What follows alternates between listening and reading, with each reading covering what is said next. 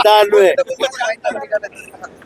संजय राऊत आज असं म्हणतायत की ठाकरेंची शिवसेना आणि मनसे यांची महाराष्ट्रात ताकद आहे आणि सगळ्या महापालिका आम्ही एकत्र लढणार आणि जिंकून येणार. त्यांनी स्पेसिफिक नावं घेतले मुंबई, ठाणे, कल्याण, डोंबिवली आणि नाशिक या ठिकाणी एकत्र लढणार असेल.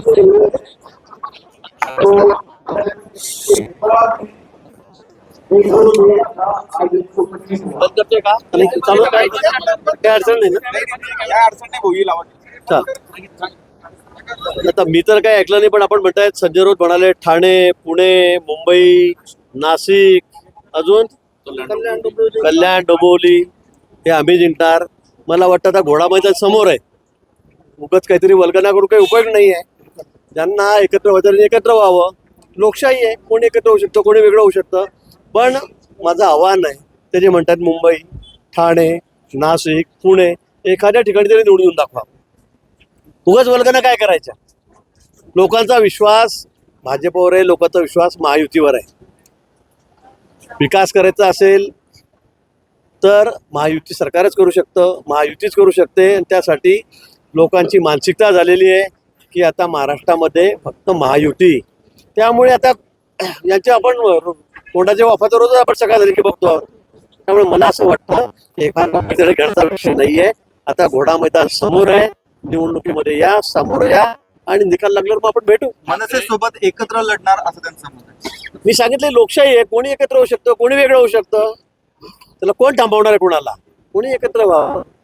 ठाकरे ते एकत्र एकत्र आल्यामुळे आले परिणाम काय होईल? मी पुन्हा सांगेल आपल्याला की या ठिकाणी त्यांनी ते म्हणतायत ना निकालानंतर आपण भेटू. ठाकरे मग एकत्र आम्हाला विचारा काय झालं म्हणून, त्यांना विचारा काय झालं म्हणून. ठाकरे एकत्र आल्यामुळे मराठी मतं जे आहेत त्यांनी वज्रमूठ बांधून आता निवडणूक जिंकून देण्याचं ठरवलंय. नाही निवडणुका आली की फक्त मराठीचा नारा लावायचा मला हे कळत नाहीये. आणि मराठी मतं काय काय आमची नाहीत का. महायुतीच्या बाजूने मोठ्या संख्येमध्ये विधानसभेमध्ये आपण बघितलं काय काय झालं, कसं झालं आणि शेवटी काय निकाल काय आला. शेवटी मला वाटतं विक्रमी मतांनी आम्ही विधानसभेमध्ये निवडून आलो. सगळ्या क्लुप्त्यांनी त्या ठिकाणी केल्या, सगळ्या भानगडी लावण्याचं काम त्यांनी वर्षभर त्या ठिकाणी केलं. पण उपयोग काही झाला नाही. लोकांचा विश्वास इथे आम्ही असा भेदभाव करतच नाही. हा कोण तो कोण, हा कोण तो कोण, जातीपातीमध्ये भानगडी, धर्मामध्ये भानगडी. मला वाटतं लोकांचा विश्वास हा आमच्यावरच आहे, महायुतीवरच आहे. आणि आज ज्या पद्धतीने महायुती देवेंद्र फडणवीस साहेबांच्या नेतृत्वाखाली काम करते आहे त्यामुळे लोकांना माहीत आहे की आता आपल्या शहराचा विकास कोण करणार आहे, कोण निधी देणार आहे. किती चांगल्या पद्धतीने सगळं इन्फ्रास्ट्रक्चर उभं राहते देशामध्ये, राज्यामध्ये कशा पद्धतीने कामं चाललेले आहेत. त्यामुळे कोणी किती वल्गना केल्या तर त्याचा काही उपयोग नाही. आता लोकसभा निवडणुकीच्या नंतर बहु मनसेचा आणि भाजपची जवळीक वाढलेली होती. आता आगामी महापालिका निवडणुकीच्या अनुषंगाने राज ठाकरेंना जवळ घेण्यासाठी काही प्रयत्न केले जाणार आहे का भाजपकडे? नाही मी ह्या ऑपरेशन मध्ये मी नाहीये. आमचे नेते आहेत, हा मोठा विषय आहे. देवेंद्रजी मान्य आमचे नेते आहेत, ते या बाबतीमध्ये लक्ष घालतायत. असं काही आहे का पण चर्चा? नाही मला या बाबतीमध्ये काही माहिती नाही. आमचे देवेंद्रजी आमचे नेते आहेत, रवींद्र चव्हाण आमचे आता अध्यक्ष आहेत, त्याच्या बाबतीमध्ये सांगू शकतील. पण माझा खरंच या बाबतीमध्ये मला कुठेही माहिती नाही किंवा माझं कोणाशी बोलणं नाही. आपलं काम फक्त एवढंच आहे, आपल्याला जबाबदारी दिली ती पाळायची, निवडणुका जिंकायच्या, दुसरं आपलं काही काम नाही. भाऊ एकनाथ खडसे असं म्हणताय की थोडं जळगावकडे पण लक्ष द्या. तुम्हाला म्हणताय की एकनाथ खडसे म्हणताय जळगावकडे पण थोडं काळजी करू नका, काळजी करू नका. मी त्यांना सांगितलं की तुमची नगरपालिका तरी सांगा मला, फक्त नगर तुम्ही टाका म्हणून. तुम्ही कशाला मला लक्ष द्यायला लावताय. माझं लक्ष सगळीकडे, पूर्ण उत्तर महाराष्ट्राकडे माझं लक्ष आहे. जळगाव असू द्या, धुळे असू द्या, नाशिक असू द्या, नगर असू द्या, इथल्या जिल्हा परिषद असू द्या, इथल्या नगरपालिका असू द्या का महानगरपालिका, त्यांनाच विचारा की तुम्ही काय निवडून आणताय म्हणून. खडसेंच्या जावयावरती प्रांजल खेवलकर यांच्यावरती पुन्हा पुण्यामध्ये गुन्हा दाखल झाला आहे. एका महिलेने तक्रार दिली की चोरून व्हिडिओ काढला होता म्हणून गुन्हा दाखल झालाय. नाही मला या बाबतीमध्ये काही माहिती. मी सकाळचा इथे आज झालाय. आज गुन्हा दाखल, एका महिलेने गुन्हा दाखल केलाय. तिचं म्हणणं आहे की तिचे काही व्हिडिओ काढले गेले आणि चोरून व्हिडिओ काढले, त्याचा गैरवापर केला, अशा आशयाचा हा गुन्हा आहे, गुन्हा दाखल झाला. नाही मला खरंच या बाबतीमध्ये तुम्ही सांगताय तिथं आपण इथं तुम्हाला विचारलं असतं की तुम्ही बोलले असते. पण मी सकाळपासून अगदी मिनिट टू मिनिट कार्यक्रमात आहे, 2.5 तास लेट माझे कार्यक्रम चाललेले आहेत. मला या संदर्भामध्ये कुठली माहिती नाही. निश्चित माहिती घेऊनच मी या बाबतीमध्ये बोलेन. आणि या बाबतीत मला असं वाटतं की आता पोलीस तपास करतायत, त्याच्यासमोर सगळे एव्हिडन्स आलेले आहेत.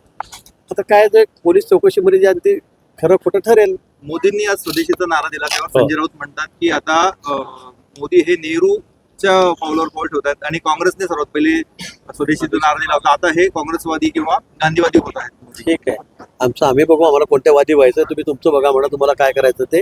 मला वाटतं संजय राऊतांना प्रत्येक गोष्टीला उत्तर देणं काही आवश्यक वाटत नाही मला.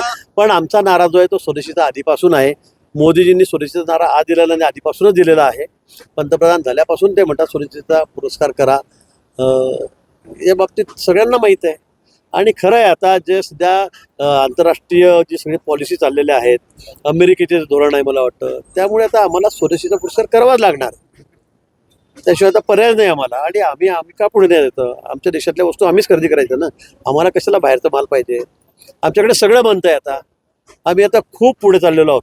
मला वाटतं की आता थोड्या दिवसात अजून बघा, वर्ष 2 वर्षामध्ये काय परिस्थिती होते. 2014 नंतर भारताला खड्ड्यात घातलं मोदींनी असं त्यांचं कोणाचं? म्हणणं. हे बाबा, आता ते राऊत पण लोकांपुढे, जनतेपुढे जा, त्यांना मत मागाय सांगून की मोदींनी खड्ड्यात घातलं म्हणून. मग कळेल कोणाला खड्ड्यात कोण घालतं तर. हा, तुम्हाला कुठे ठेवतात लोक तुम्हाला कळेल ना. आता तुम्हाला पार तुमचा खड्डाही गेला, नाड्डाही गेला, सगळंच गेलं, तरी पण तुमचं काही ना काही बडबड चालूच आहे. मोदींनी खड्ड्यात घातलं म्हणजे मला कळत नाही या माणसाविषयी काय बोलावं काय. त्यामुळे हे नॉन कॉग्निशेबल आहेत. त्यामुळे त्यांचं रोज ते काही बोलतात. मोदी भाषणात आता असं म्हटलं की 2019ला तुमचा शब्द पाळला आणि त्यांनी मदत केली. सीमा युती. म्हणजे त्यावेळेला महायुती होती.